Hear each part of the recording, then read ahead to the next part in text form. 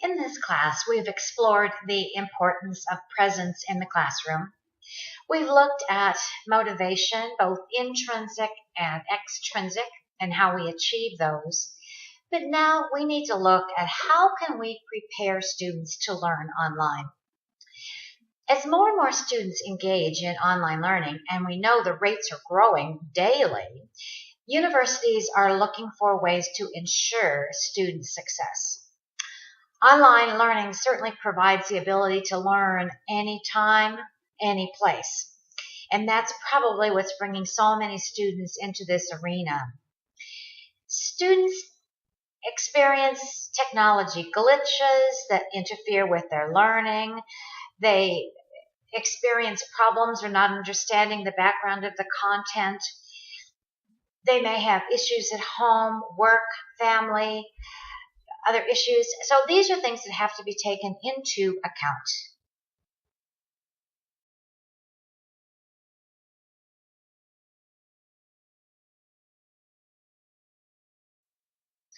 As we look for ways to help students be more successful in the online course, we look at what the university can do.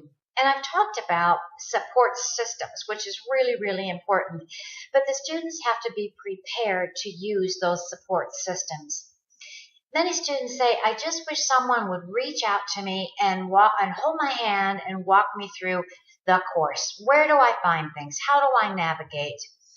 Professors can do that, but so can advisors, and they often do at many different universities. Other support that could be offered to help prepare students to be better online learners are things like the Writing Center, a Center for Academic Success, library resources, and even a help desk. If the advisor feels that a student is getting behind or that some kind of a life event has happened, it's important for that advisor to communicate that to the professor. That way, the professor can move in with the student, show the empathy that they need, and yet continue to encourage them to take small steps. That's one way to prepare students for online learning.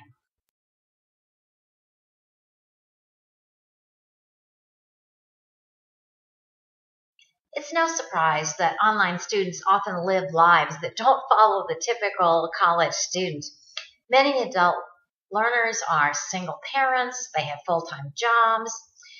A simple text to those students or an email or even a phone call reminding the students that today that assignment is due, tomorrow that project is due, helps students be prepared to take the online class and helps them be prepared to see that they are capable of creating and completing this class.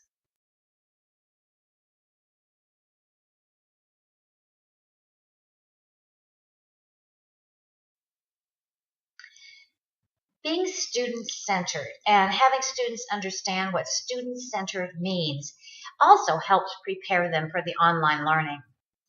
How many times have you heard faculty say, oh, I would love to teach online. It must be so much easier. How many times have you heard students say, oh, it's got to be easier to take an online class. I don't have to go to class. I don't have to show up. Well, that's not really the case. They do have to go to class and they do have to show up. But we have to prepare them to understand that. As online educators, we recognize that teaching an online class requires a special person who can really engage the students actively in a vibrant online community. If students don't have that or don't understand that, then we're not preparing them for the world of online. To ensure student online success, instructors must foster a rich and innovative online experience. And students who engage with their faculty. That means sending emails. That means being involved with the discussion. That means asking questions, are the ones who are going to be most successful in an online environment. But we have to show them that.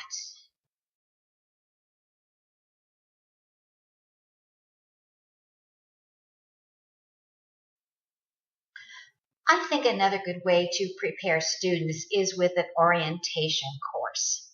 And many universities are starting to do that. It helps students understand exactly what they're getting into. They realize that they're not going to be able to finish each week in just 1 hour. They learn approximately how much time they need to set aside. They learn about time management, and they learn how to navigate their course. We also need to teach them to communicate and to ask the questions. Remember, if we're doing that student-centered classroom, then the student is the one who's responsible for their own learning. That orientation course can teach appropriate online communication skills such as netiquette, and I talked about that in another lecture, the mechanics of sending an email and using the proper subject line and putting a signature line in. They can learn how to use and where to find student resources, how to manage their time, and how to use critical thinking skills. We also have to teach them some information technology. Today's students don't have any problem surfing the web, but what they do have a problem with is finding the right article, evaluating the information, and synthesizing the work of many people on that single topic. Most students do not know how to do that, and when we're preparing them to be online learners, that's one of the skills they will need.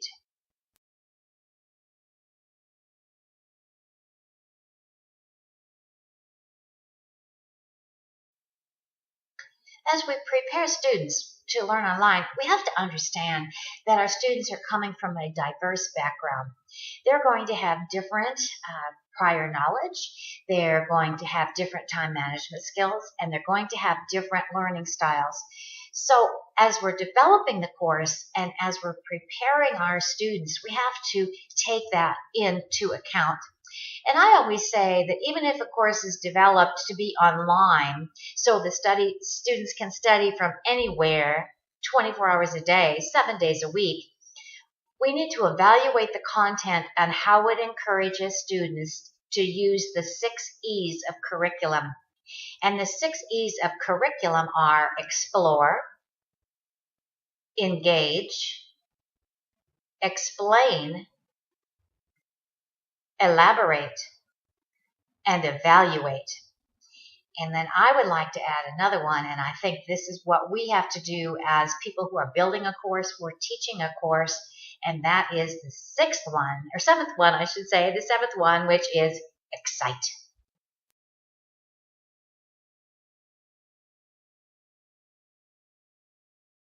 When students have 24/7 access to their learning environment, questions are going to pop into their head at the middle of the night or at times when the professor or maybe even other students are not available.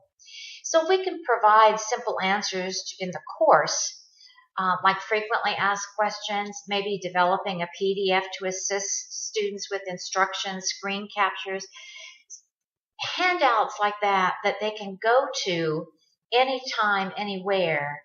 That's another way we can prepare students for learning online.